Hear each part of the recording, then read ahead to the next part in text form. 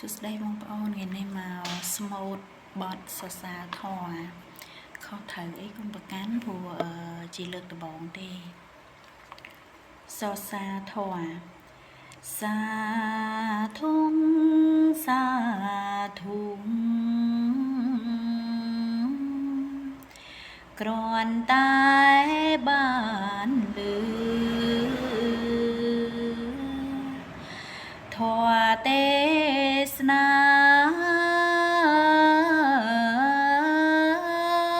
ខ្ញុំព្រះកង្រុណារីងរាយក្រៃប៉ុន្តែព្រះអង្គ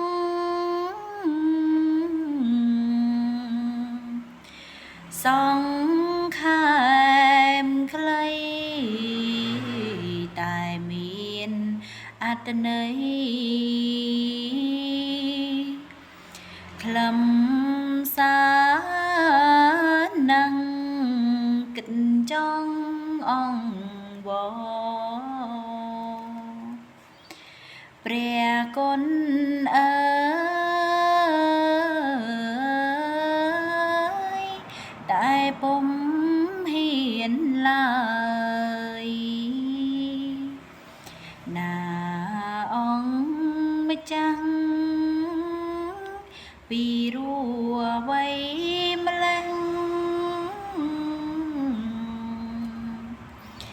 ចំជាក់ច្បាំងតាមដេកាព្រះពុនមែនពិតអង្គអោ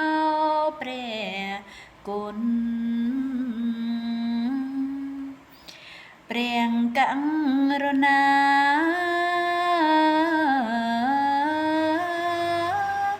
សាវកសង្ស្ដាដល់ប្រ